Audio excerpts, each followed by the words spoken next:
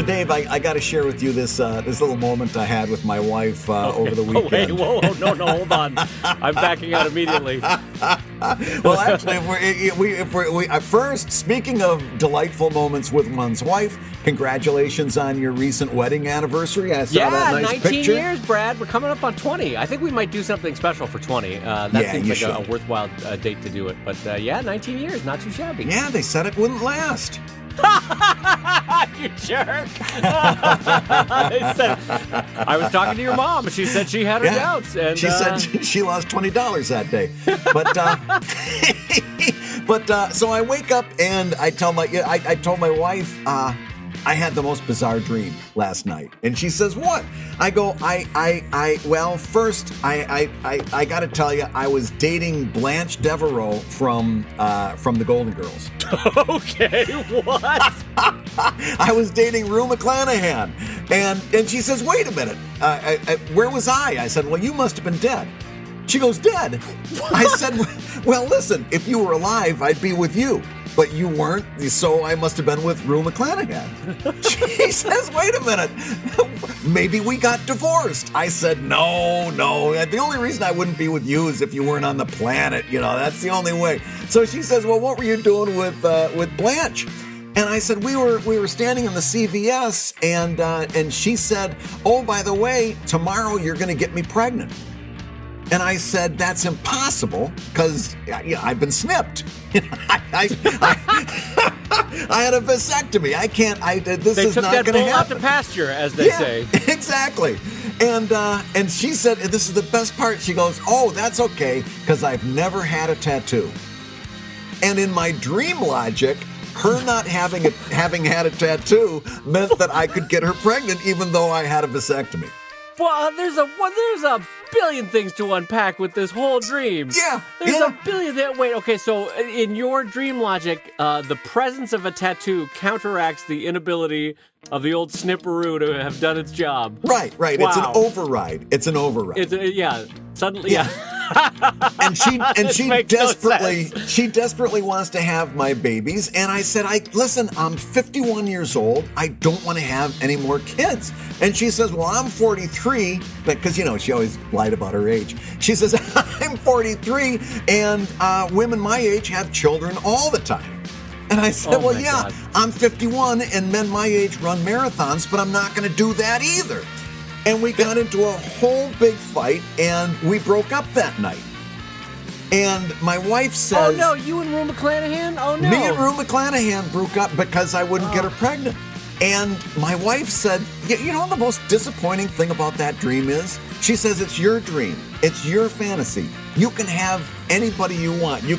But you didn't choose Linda Carter. You didn't choose Pamela Anderson. She goes, you didn't even choose your go-to fantasy standby, Charisma Carpenter, which you remember from Buffy the Vampire Slayer. Oh my God, your eyes got very serious when people didn't know Brad leaned into the camera to look at me. And you remember Charisma Carpenter, don't you? Because I do. But listen, there's serious and then there's serious. But she said, you choose Rue McClanahan over all of them. And I said, yeah. She says, yeah, we were divorced.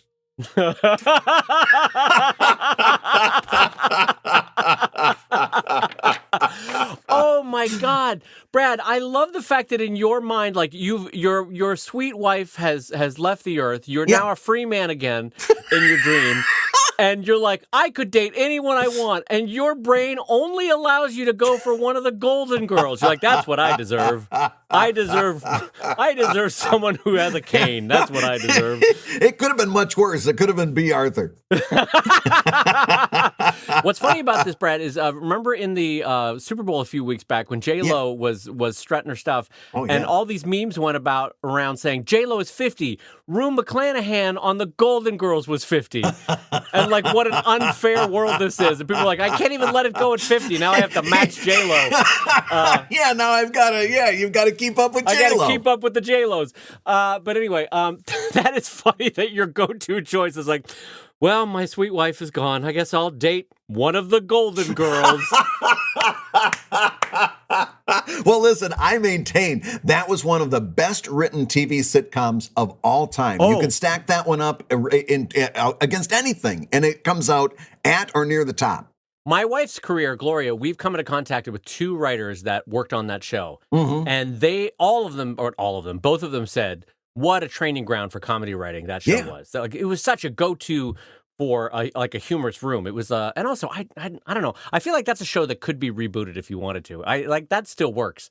That format. If you found the right team, absolutely. And in a way, did you ever see the show Hot in Cleveland? Did you ever see that one? Yes, I remember Hot in Cleveland. That was a little bit of a reboot of Golden Girls when you think about it, you know? Same kind of pitch. But anyway, all right, I don't know why we want to, but I'm going to say hello, everybody, and welcome to Comic Lab, the show about Brad Geiger making out with Rue McClanahan while talking about comics. And making a living making out with Rue McClanahan from comics. Man, that was hard to say. I'm Brad Geiger, editor of webcomics.com and cartoonist of Evil Inc. And I'm his buddy Dave Kellett, cartoonist of Drive and Sheldon and co-director of Stripped. And this week's hour of comics advice is made possible by your support at patreon.com/comiclab. So Dave, let's talk comics. Let's talk comics, my friend. First of all, I just want to mention to the world, especially to our 1.5, possibly 2 readers in Alaska, that Brad Geiger is going to be making his way up to Alaska for the Alaska Comics Camp. That's right. This is the Alaska Robotics Comic Camp held in Juneau, and so if you have plans, or if you have plans, cancel them. That's what I'm getting at. If you have plans, cancel them and come see Brad Geiger and I in Juneau, Alaska. We'll be signing at the Mini-Con before we go out into the woods to talk about Stan Lee reaction to bears. That's what we're going to be doing. Well, after you came back last year, having had such a rewarding experience, I put that on the calendar. And even though this year is a terrible year for me to be traveling, by the way, longtime listeners of the show remember that I moved out of my house Thanksgiving weekend because we were doing a home renovation, moved in with my in-laws. And this was in 2016, everybody, just so you remember. It feels like it. And we're still living with my in-laws in their one-bedroom condo. One-bathroom condo. Oh, they say 2.5 weeks, but in contractor talk, that means another month. But that's going to be, we'll be soon moving back in. We've got another big trip scheduled, and there's so many things going on that I actually told my wife, I said, you know what, maybe this isn't the best year to go. And she literally overrode me. She vetoed it. Because much like Rue McClanahan, she loves you. She loves you. And I looked at her and I said, thank you for being a friend. And I said, we wandered down the road and back again. That's the joke we go out on. That's the best. Thank you for being a friend. Oh, my God, Brad, that was the best joke you've had in weeks. Oh, thank you for being a friend. All right, that's been Comic Lab for the week. I've been much funnier than that. But no, she vetoed me because she said, I remember you listening to that show and talking about it when Dave came back, and she said, there's going to be a lot of stuff. We can work it out. You should go. This is going to be fantastic. So I'm really looking forward to this. I honestly, Brad, and I say this as a friend, my job when I get you to Alaska is to help you relax. Because you have had kind of that Latin phrase of annus horribilis, whatever, the terrible year. You've had the terrible year in terms of having to live with. And so, like, my job is to get you out into the woods, throw a baseball with you, have a glass of scotch, sketch and play games until 3 a.m. We're going to have a great time. I'm so excited for you to go to Comics Camp. It's going to be so fun. Yeah, I'm really excited to go and talk comics with a lot of people who are, immersed in it for an entire weekend. It's going to be great. It's fun to let your hair down, what's left of it, and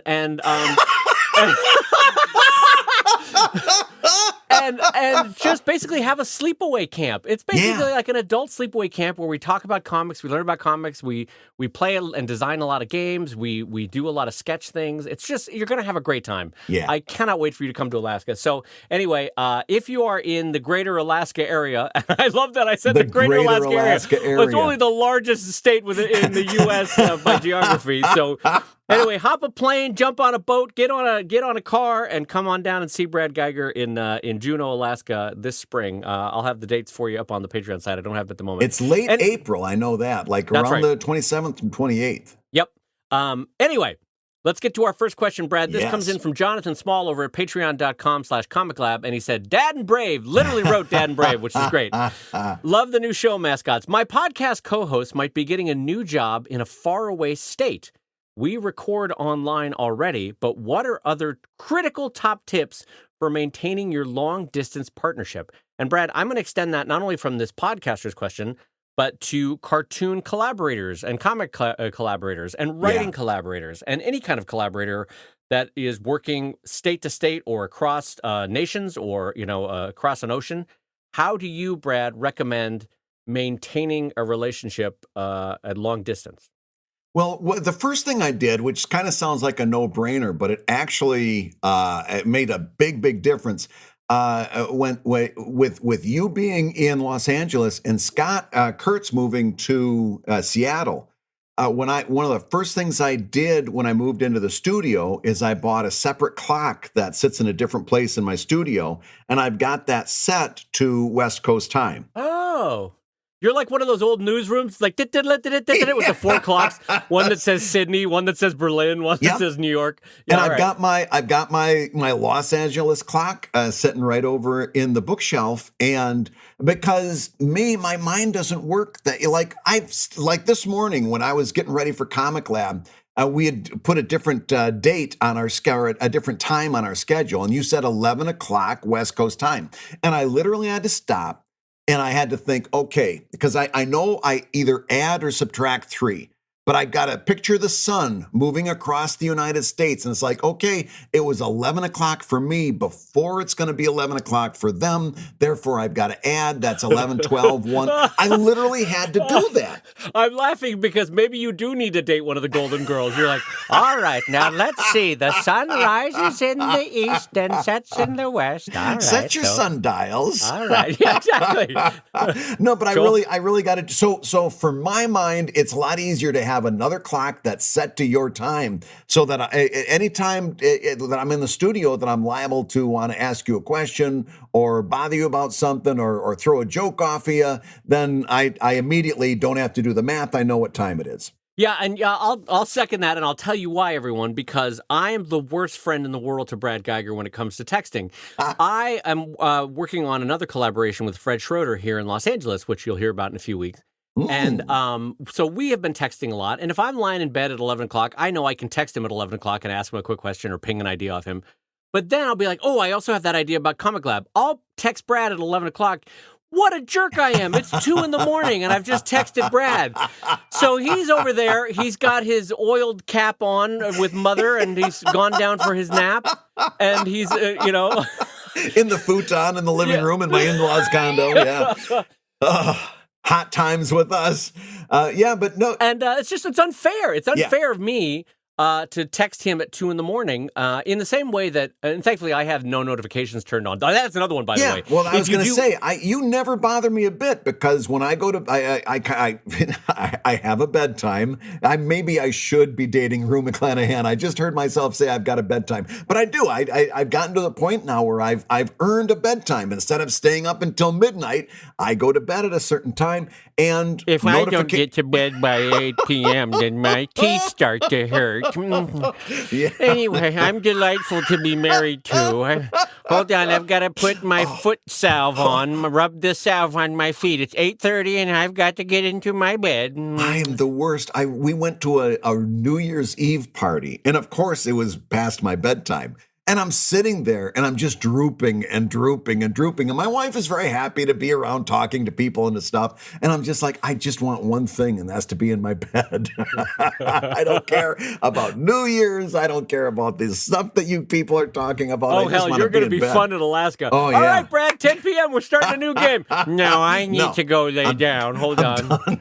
I'm done. You people wore me out. No, but yeah, that's another thing. If you've got somebody in a different time zone, learn how to use those notification restrictions so that after a certain point, your partner doesn't even have to worry about waking you up. And in fact, I kind of like that I get that message because it's the first thing I see in the morning when I wake up, or more likely 3 o'clock when I have to walk over and take a pee break. But I one way or the other. Oh my God, Rue McClanahan, what are we doing? We have just established that I'm ancient. Yeah, so other things that I would recommend for a partnership that's across the country. So cognizant of time, that Brad is better than that than I am. And then I think also there's a certain amount of checking in that I would recommend. Like, for example, if you know you need to talk about something of substance for a while, Yeah. usually what Brad and I will do is just a quick ping, and this is basic human stuff. Well, I'll text him and be like, hey, you got 5 minutes? I don't know what part of your day is. You got 5 minutes to talk. And then I'll call him for a 20-minute phone call. I won't put him on the spot of being like, now you're talking to Dave Kellett for 20 minutes. Straddle in here. Here we go. So I do that. I also think, it's worth, just because we're talking about partnerships, I am always a big fan of contractualizing things before you starting a partnership. I know this is not the question. This is not part of working in a long-distance relationship, but it's always worth mentioning to people because they never think the thing that they're working on is going to succeed in such a way that money will become an issue. Right. Or they never think that the buddy that they're excited to start it with, that they might have issues down the line. Just contractualize it. If nothing else, a simple one-page bullet-pointed thing of points of agreement that you can both sign and have to point to. But ideally, a lawyer pay $200-300 and have a lawyer draft up a quick 1 or 2 pager about shared rights or ownership and payments and all that sort of stuff.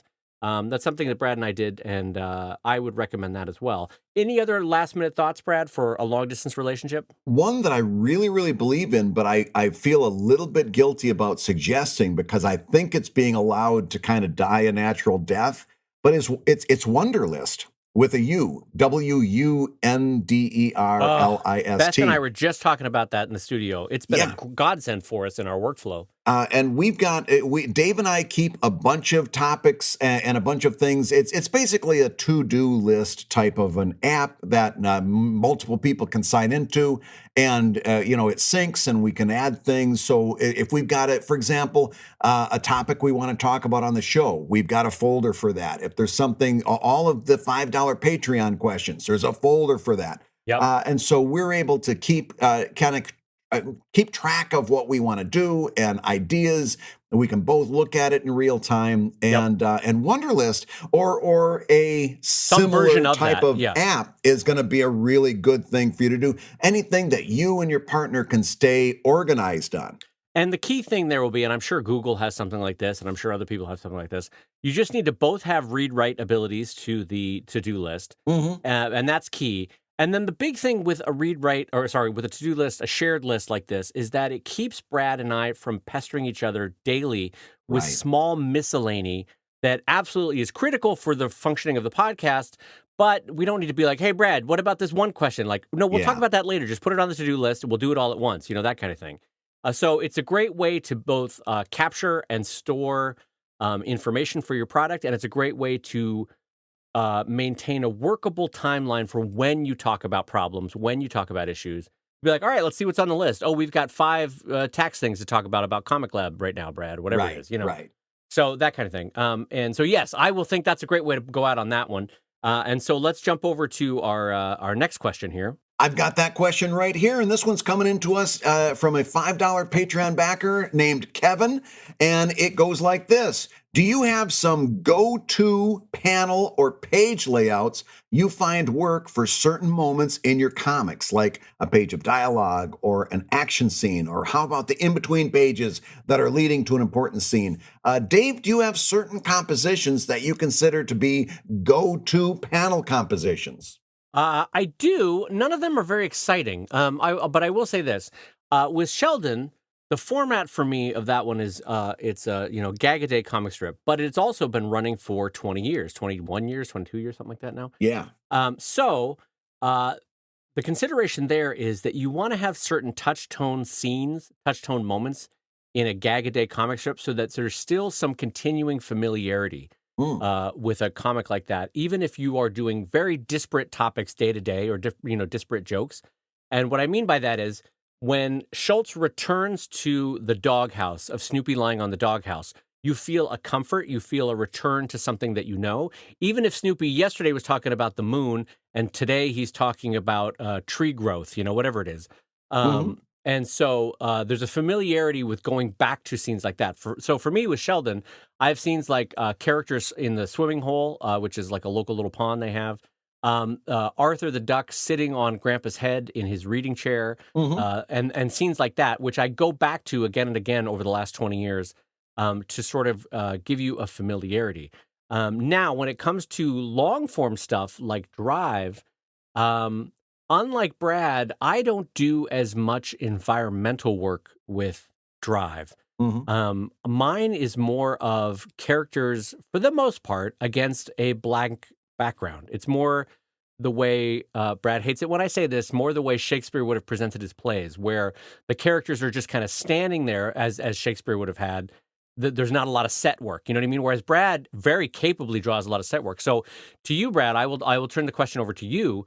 How do you have go-to panels or constructions or layouts for your long form story with Evil Ink that maybe I don't have? Well, so here's the thing. I totally agree with you. When I was doing Evil Ink as a comic strip, I had kind of fallback scenes that I would use quite a bit. Yep. When I transitioned into doing a graphic novel, my thought immediately became, yes, I do have go-to panel compositions, and when I'm using them, I'm doing less of a job than I could be doing. In other words, I tried to very quickly try to talk myself out of relying on go-to panel compositions because I didn't. I instead of going to a go-to panel composition, how about think about the scene and what's the right way to phrase that scene, right?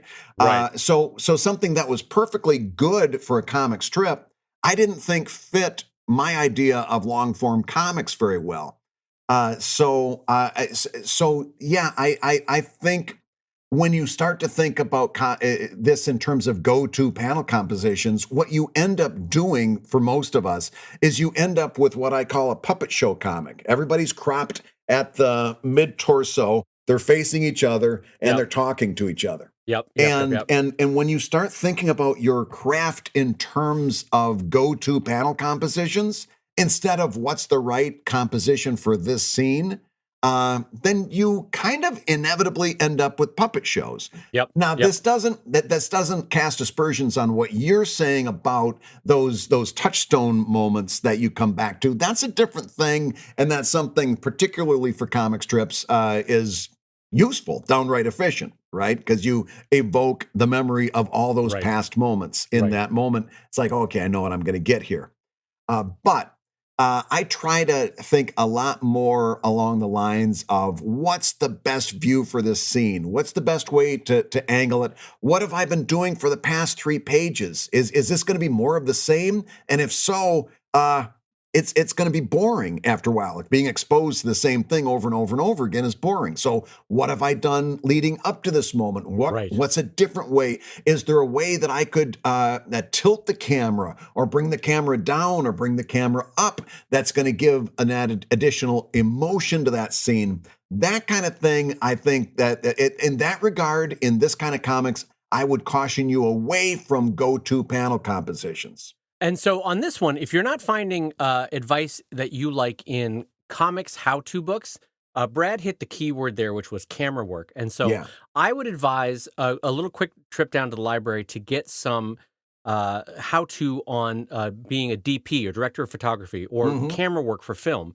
or even a beginner's guide to camera work, because you'll see, like Brad said, I am very often, for most of my 22 years of creating Sheldon, guilty of puppet comics. That is what that strip is. It's a little more reliant on the joke, the witticism, than it is on the art, and so the comic characters become a little bit more puppets.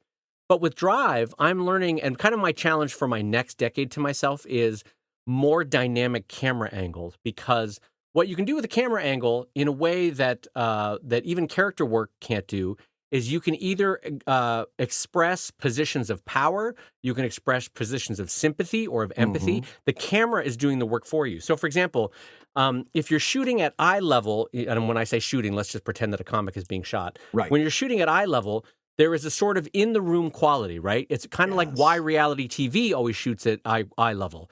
If you're shooting with a high bird's eye view down, you're making the character, you're reinforcing the sense of smallness that character feels in that moment, or emotional isolation or introspection, right? If you're shooting with the camera low and shooting up on the character, akin to how the Soviets did socialist realist poses for Marx or for Lenin, right, where their hand is upraised and they're shooting up. That's expressing and reinforcing a sense of power, where the character feels energized and empowered, right, to do the thing they've got to do. What I'm getting at is we can learn a lot from film based on the camera angle, quote unquote, that we use in our comics. And so, to Brad's point, I have been guilty of talking puppet, and I'm trying to get away from that in the next decade.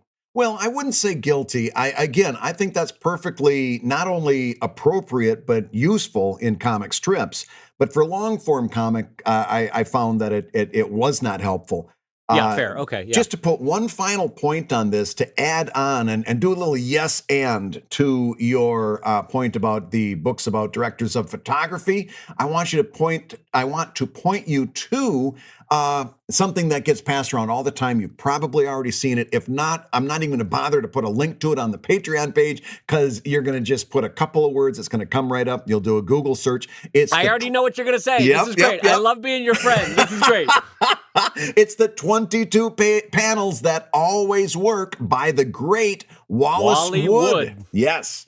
One of my all-time favorites, Wally Wood. But yeah, he did a page full of different panel compositions. It's called 22 Panels That Always Work. And you should absolutely do like I do, have a printout of that somewhere that you can view it in your studio.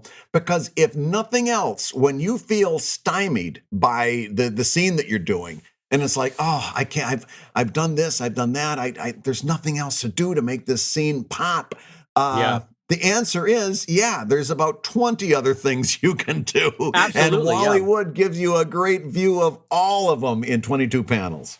Yeah, no, that and there's versions of that, by the way. Yeah. So people have sprungboard. So if you do the Google image search for Wally Wood's 22 panels that work, you'll find other artists have been like, yeah, that was great. Here's my 30 panels that work, or here's my 40 panels. So people have taken that, and also, so there's been some nice, because if you look for the famous image that Wally Wood had put together, it's kind of cut and pasted, right, Brad, in an old paste-up style. And there are other people that have been like, that's really nice, but here it is in vector, or here it is like all cleaned up where you can print it out as a nice PDF next to your computer. So yes, Brad's suggestion is probably the best capstone for that one, for how you can do new and innovative panels in your work. Hey, if you're listening while you work, take a minute to stand and stretch. And while you're doing that, we're going to tell you why you should join us on Patreon. When you do, you're going to get hours and hours of podcasts that we've recorded just for backers. And exclusive Patreon posts that go even deeper on ComicLab topics. And access to our exclusive Discord server, which is a thriving community of professional cartoonists. So you can support the show you love and get tons of actionable resources for your own cartooning. And listen, if you can't swing a pledge this month, we get it. No worries. Yeah, listen, you can still support the show by rating us wherever you get your podcasts. Just leave a 5-star review and a few kind words. That, along with mentions on social media, is incredibly helpful. Now, everybody, let's talk comics. So, Dave, I got to tell you, how you been liking your Wacom One? Oh, yes, indeedy, Brad. I got to tell you, I've been loving it. I have been loving it. So we have been using it around the studio in our immediate workflow, like not even like to take it on as a mobile platform. We have plugged it right into Beth's computer, and she has been using it mostly here in the studio. And a couple immediate takeaways. I love the screen. Yeah. I currently work on a 4K Wacom, but the size of it, the 2K, is super crisp for that 13-inch screen. Yeah. And we were curious to see what the reaction times would be for the pen on this Wacom, because it's essentially, as we talked about last week, it's a Pro-Am Wacom, you know? Pros can use it, but also amateurs at the price point. And we were like, well, maybe that means a little more sluggish of a pen. Yeah. Not at all. No, like, she's using it for all of our pro work. She created something really special yesterday, actually, that's coming out for ComicLab that we'll talk about later. Did she do that on the one? She did that on that Wacom. Amazing. You'll love it when we talk about that next week. So yeah, we've loved it. How about you? Oh, I'm loving it. So I had a little bit of a hitch because I needed to buy a dongle for Oh my my God, more dongle talk, more everybody. Here dongle we talk. go. Yeah, I If needed to you buy didn't get enough of Brad's dongle last week, we got some more dongle talk for all you. dongle all the time. Well, I actually needed to buy a special adapter because my iMac laptop did not have an HDMI port, and I didn't even think about that. So I had to wait a little bit before I could use it. If your computer does not have an HDMI port, you are going to need to get an adapter. For me, this was an HDMI to Lightning adapter, and then I plugged that in and it fired right up. Works like a dream. I've been using Clip Studio on it for the last week. It works really, really well. And the thing that blew my mind, so all last show, we were talking about how, we were comparing it to that old workhorse, the 12WX. And that was originally a travel Cintiq back in 2012. And that's what I'd been using for years. And even though the tablet itself is smaller than the 12WX, the screen on the Wacom One is bigger. And I don't know why I didn't add 2 and 2 on that. The screen is bigger on the Wacom One than it is on that 12WX by a good inch or an inch and a quarter or so. Yeah, so I have the Cintiq Companion, which is a couple years more recent than your 12WX, and it's the same size screen, but infinitely less weight and infinitely less overall size for the machine. Anyway, so we've been loving it, and it's a huge shout out and thanks to our sponsors for this week, Wacom at wacom.com, for sending those to us and letting them try us out, because it's a nice way to be able to talk about them on the show. And also, I would like to pay it forward, Brad, because this now means that I have 4 Wacoms in the studio, 3 that I've bought and 1 that Wacom kindly gave us. Yeah. And so I want to pay that forward. If you are listening to this podcast and you are a cartoonist in Southern California and would like my older model Wacom 21UX, I won't ask anything for it. Maybe you can buy me a coffee shop. We'll meet up at a coffee shop and I'll give it to you. Buy you an entire coffee shop? No, buy me a coffee. If you are within Southern California and you'd like a 21UX, just have a look online at what kind of dongles you'd need, to Brad's point. It's an older model, but it's a workhorse, and I'm happy to give it to you for free. So if you are listening to the podcast and in Southern California and you want it, email me at dave@davecallett.com, and I will meet up at a coffee shop with you and give you a free 21UX if you'd like it. That is super nice of you, Dave. I will say, though, don't make a long trip. If you're in Las Vegas or in San Diego or Santa Barbara, don't make the drive. But if you're in around LA, that's worth it. Anyway, it's just my way of paying it forward to whoever might like it. Yeah. Well, Dave, along those lines, let's talk about another way we can pay it forward to our Patreon backers. Let's take a question from Patreon. You ready for this? Let's do it. All right, this one comes in from Susan Marks, and Susan says, what tools do you use to keep track of your writing? Do you use Scrivener? Dave, you using Scrivener over there? I am so glad to be asked this question because, Susan, you will be unhappy to know that I have the most ridiculous cattywampus system for keeping track of my writing. And usually when I have an idea, this is how I capture my ideas.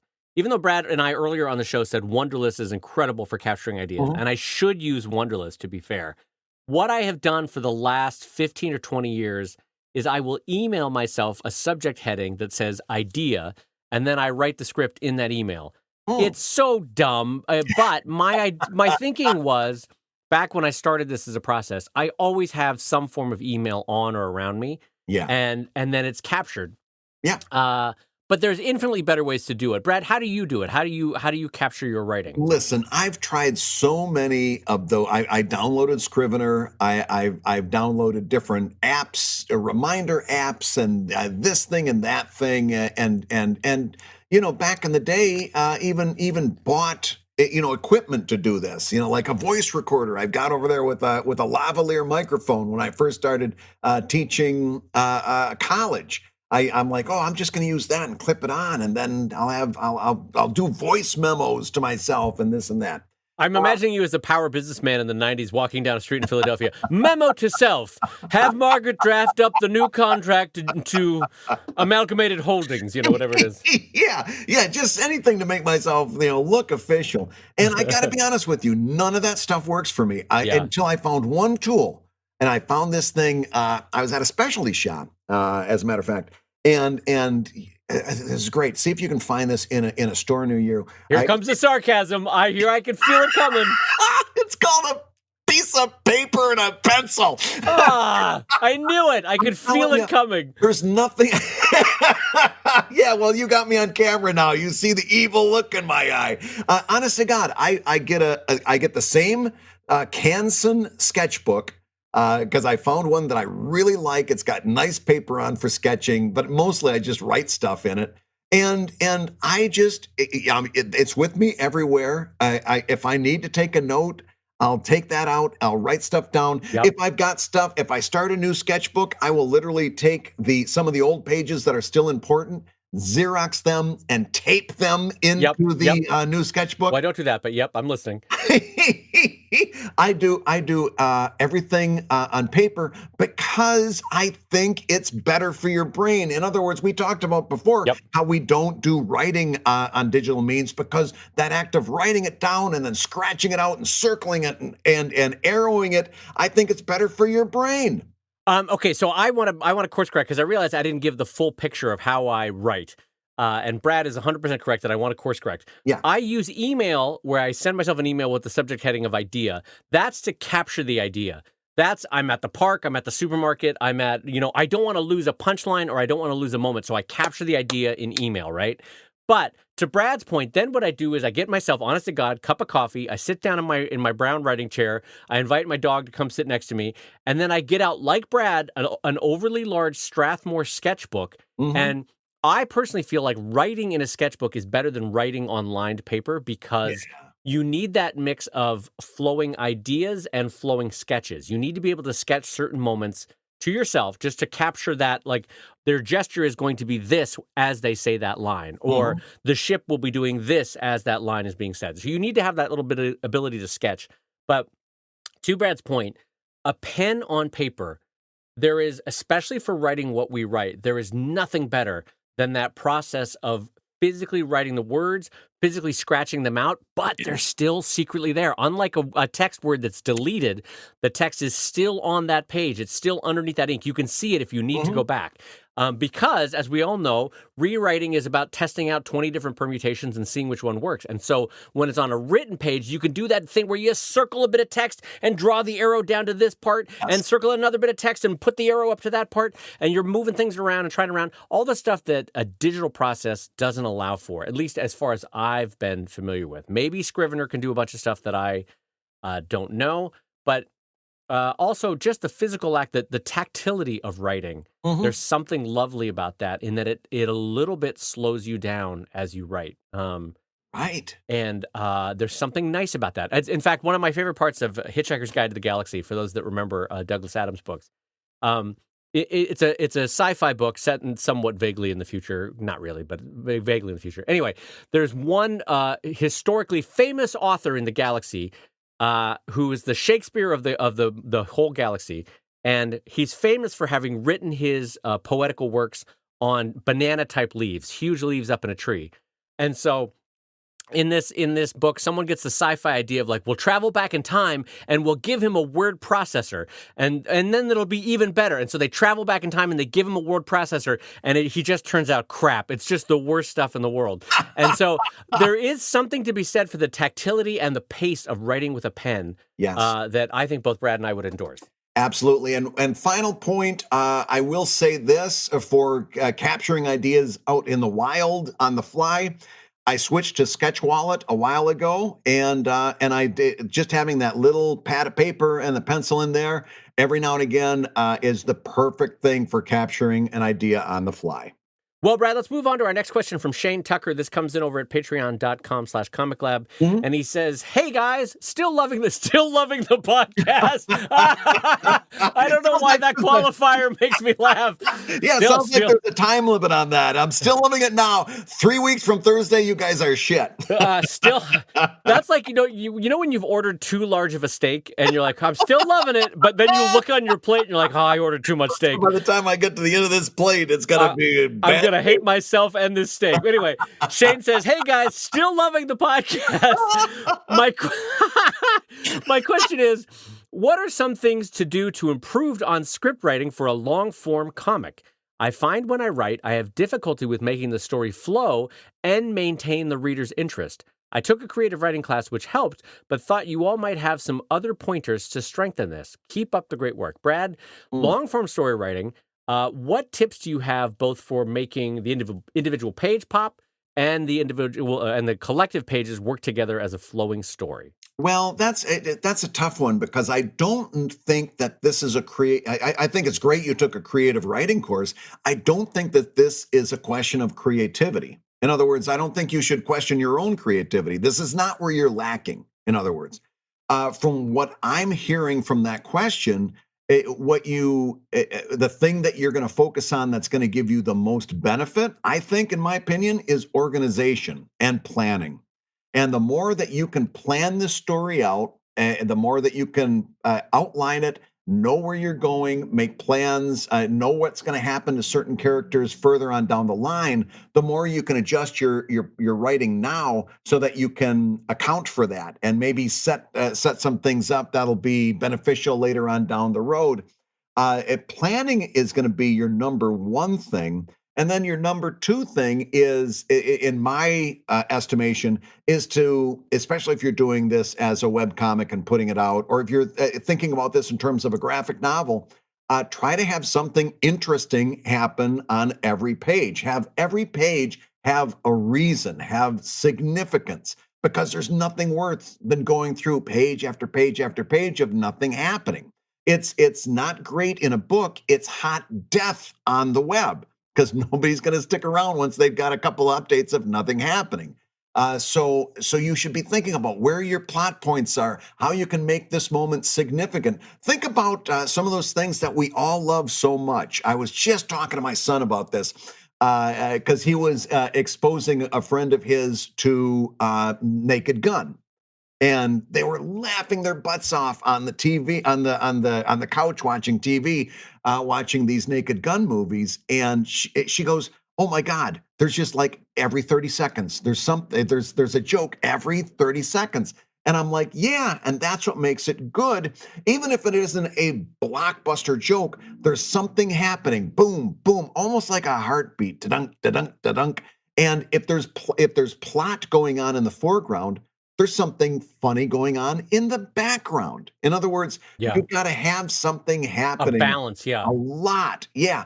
And so I think from what I'm reading in that question, you need to have you need to do more planning perhaps and know where your story's going so that you can craft the story so that it gets there a lot more easily, and also make sure that there's interesting things happening on every single page. Yeah, I want to underline that because this is something that Brad taught me 15 or so years ago, which is that every page has to have a satisfying pop at the end. Mhm. It's either a big advancement of plot or of a character's history.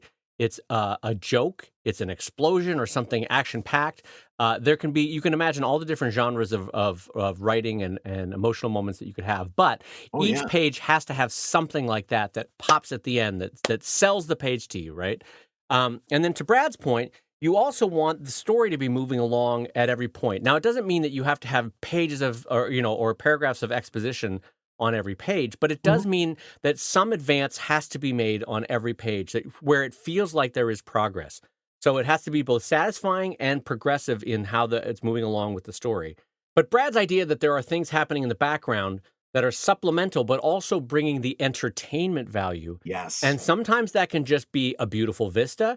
Sometimes that can be a joke in the background. Sometimes that can be a new setting that you have not yet shown, but you're hinting at, that kind of thing. The background-foreground interplay in a long-form story is important. And then the big picture that I want to add to this, which is different than what Brad was saying, which is that Brad was saying that this is an administrative problem, not a creative problem. You're not having problems being creative. You're having problems with your planning, right? Yeah. I'm going to slightly tinker with that and say that the problem is not so much in your creativity. The problem is the editing of the creativity. I think editing is your friend here. If you are losing your readers, what that means is that whole chunk of pages was not necessary. you could have skipped that whole section, right?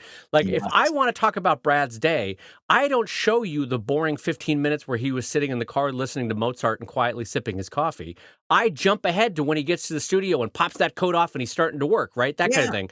Like there are editorial moments that you just excise out of your story. And so I want you to work on like thinking before you draw a sequence or an event in your story is this part truly necessary, or can I jump ahead? Can I excise this entire chunk out? Brad, thoughts? Oh, I co-sign that 100%. In fact, you know, we're talking about two sides of the same coin. Yeah, kind Planning, of. Yes. Yeah. planning is before the writing happens, and editing is after the writing happens. But it all goes to the same basic point of getting to a better place in your writing. I would say editing, even if you for some bizarre reason could only take advice from one of these categories and it came down between planning and editing, go with editing. Yeah. No, I Editing think this is is. super, super, super important. And if you look at 9/10 of the webcomics being published right now, the biggest problem they have is that they don't edit strongly enough Yeah. or brutally enough. Yeah, and I think what to reinforce what Brad's saying there is that if you're going to listen to one of those 2 points, either the one that Brad brought up or the one that I brought up, you're going to want to listen to the one I brought up. Is what Yeah. Brad wants to say there, right? Brad, isn't that That's what you're saying? that's just a general rule overall when listening to this show. So would you say, Brad, that we could edit your parts out? Would that be a good? I would say that not only could we do that, but I'm sure there's somebody out there in the audience actively working on that. They've got an app that'll eventually give you ComicLab without Brad, and it'll be a much We better just show. released my audio track, so you hear these moments of quiet where I'm listening, going, yeah, Brad, that's a good point. But I say that because I don't know if you guys have ever listened to this. Brad and I, at one point, we were joking around and listening to one of us, one of our solo tracks without the other one on it. It is so funny to listen to, no matter what the human is, if it's Brad or if it's me. Whenever I'm listening to Brad, this is what you hear. Yeah. Yeah. Yeah, Brad, that's a good point. Like if you just isolate a microphone, nobody doesn't sound like an idiot when you're just isolated in an audio conversation. All of a sudden, you turn into Floyd the Barber. Well, yes, Andy, that's absolutely right. Andy, yeah, that's a great idea there you got there. Yeah, we could do that, Andy. Well, Dave, do you have time for another $5 Patreon question? I sure do, Brad. Here's the question. It comes in from Eric Campling, and it says, "Hi, Dad." Now I did it again. Hi, Drad and Babe. That's a new one. Gotta be different. Look at that. Hi, Drad and Babe. Now everybody's Babe. one-upping everybody. All right, Eric, good work there. Hi, Drad and Babe. This should be a quick one for you. You've mentioned several times to deliver content where your readers seek it. This includes Patreon, right? I backed a comic artist on Patreon a while back to realize his Patreon feed is only exclusive content. Shouldn't the free content also be in the Patreon feed, the one place for all the content to go? Or do creators want to keep free and exclusive content on separate sites to keep up the reach of the other social media platforms? In other words, would putting free content on Patreon be cutting off your nose to spite the face? Brad, thoughts about that? A Patreon feed, should only the exclusives go on there, or should everything go on there? I got to be honest with you. If I'm looking at what I do on Patreon, and if something was purely public, I would not post it on Patreon. Now, having said that, all of my public stuff is on Patreon because the reward there is I post it early for certain Patreon backers. So their reward is seeing it early, and then it becomes public. But if I weren't offering that for some reason, let's say you took the early off the table, and I'm saying, and I'm left with, do I post this thing that's public? I don't think I'm not sure that I do, because it's not a reward. It's not necessarily gaining anything. And again, I feel very strongly that you're not using Patreon for publishing or for discovery, because it's not built for either of those two things. So let me parse my answer very, very carefully. I don't think there's anything wrong with posting your publicly available stuff on Patreon, specifically, even more so if you're doing it early and you can justify a reward. But also, I wouldn't feel pressured to put publicly available stuff on Patreon because I'm not so sure that's where Patreon's strength is. What do you think? I politely disagree. I think for me, one of the implicit promises with Patreon is join Patreon. Your life is going to get better and it's going to be easier. You know what I mean? And by that, I mean, it's going to get better because you're going to get all the exclusive content and it's going to be easier. This is my sense of it. The implicit contract is going to be easier because you'll get that exclusive content with the public content really easy. You don't have to, like, I guess what I'm saying is you're making it harder for them if they have to jump through 2 hoops than if they just have to jump through 1. So I personally would advocate for, if you're going to do exclusives, put your public stuff on the same feed as the exclusive stuff on Patreon. I agree 100% because that's what I do. I would only say if you're going to do that, make it a reward, make them feel special for it, and give it to them absolutely, early, yeah. you know. But if if you're taking the early part out, I don't know that I'd feel pressured to do it. But I guess in my mind, I want to peg this to a reward. I want to reward those people for being Patreon backers.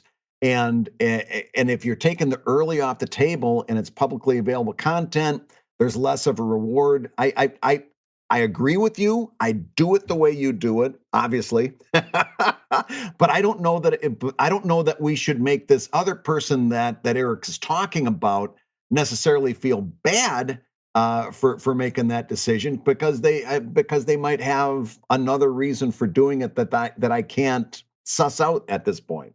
Well, that's very nice of you to the stranger that we have no idea who they are. Like, I love that you're like, and I don't want to make this stranger feel bad about themselves. I'm sure they're doing their best in their cartooning career. Yeah. And there might be an angle that we haven't thought about that might be playing into that. Okay, maybe. I listen, I also think, like, is it ruinous to not include the whole thing into the feed? No, I don't think so. But I think for me, one of the implied promises is that your life will be better and easier if you back the thing on Patreon. And I can't imagine separating that out. I will say this, though, Brad, this is a totally separate topic, but related. I am always kind of amazed as a creator that early release content is desirable for readers. Now, I know that sounds stupid, that I should know that that's desirable, but there's a part of me that's like, really? This matters to you that you got it a week before everybody else? All right, well, that's fine. I know that that's naive of me as a creator, because I'm so used to my schedules and what I'm producing and all that sort of stuff, that to me, it's always amazing that is a go-to point of excitement for readers, that they're like, I get next week's Evil Ink now. But it shouldn't be, because it's not about the early. It's not about anything other than the fact that when they're getting that early thing, they're getting reinforced that they're a part of your community. Yeah. No, I mean, you're right. You're right. Yes. Yeah, this is again one of the community, and that's why, again, I keep coming back to, if you're gonna do that, you've got the ability to give it to them early, make good use out of it, and post that thing early for Patreon backers, and make them feel part of your community. Don't miss that opportunity. You know. Well, Brad, that's a good point to put a capstone on that one. And I'm going to bring us over into A Few Kind Words, which is our favorite segment, where folks who have rated and reviewed the podcast over at ComicLab, we share the shout out. So this comes in for ComicLab from Punk Gun. It says, I've bought the webcomics handbook they made, but this show really feels like an up-to-date course, reminding me of the best sequential art comics classes I took at Savannah College of Art and Design. This is SCAD down in Savannah, Georgia. It's a great dialogue from 2 guys who are chest deep. Oh, I don't know how I feel about that. Who are chest deep in their business and continue to analyze it like few others do. I don't know why I had a response to chest deep. Chest deep feels like I've perfectly nice. It wasn't like he made it weird or anything. He just said chest deep. Chest deep feels like, what am I in if I'm chest deep? What am I? Why do we have to say chest deep? Can't we just say who are 2 guys who are in the thick of it? Why do we have to say? What do you want? Nipple deep? Yeah, I don't know. These 2 guys are up to their nipples in something. I don't know. What? Chest deep is just very specific. It makes me oddly uncomfortable. These 2 guys are chest deep in whatever BS they're slinging. I don't know. You know, and now that I think about it, nobody's ever been chest deep in something good. Yes, exactly. That's what I mean. You got me in mid-sip. Yeah, that's what I mean. Yeah, you're chest deep. You're in quicksand or something. When the last time, Brad, were you chest deep in flowers or chest deep in M&Ms? You're always chest deep in. Never say. You're always chest deep in mud or quicksand or bullpucky or whatever it is. That kind of thing. Anyway, though. I want to say thank you to Punk Gun for the kind words. That is very kind of you, and we super appreciate the kind words over at the iTunes, Apple Podcast there. Absolutely, and that means you've been listening to Comic Lab, the show about making comics and making a living from comics. Your hosts have been my delightful friend Brad Geiger, the editor of webcomics.com and the cartoonist of Evil Inc. over at evil-comic.com. And my good buddy, Dave Kellett, co-director of Stripped, and cartoonist of Sheldon at sheldoncomics.com and Drive at drivecomic.com. And the Comic Lab theme song is used with permission from Andy Creighton at theworldrecord.net, and this episode was edited by Matt Woodard of Woodsong Productions over at www.woodsong.media. If you love Comic Lab, you can rate and review the show on Apple Podcasts, and you may hear your review featured on a future episode. We just ask that you don't use the phrase chest deep again. That's our only request.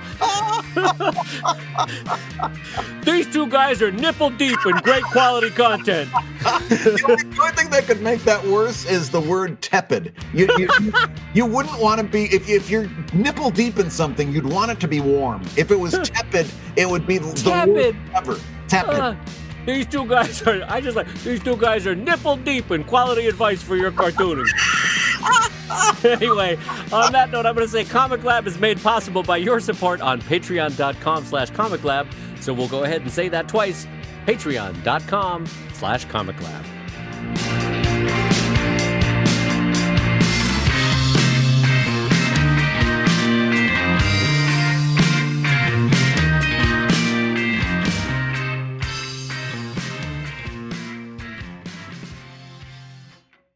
Well, hello, Bradley J. It's me, Rue McClanahan. Oh, Miss McClanahan, you look so beautiful this evening. Well, Bradley, I must say I do love this outfit. Are those black socks with the Birkenstock sandals? Oh, my goodness. Yes, I wore them just for you.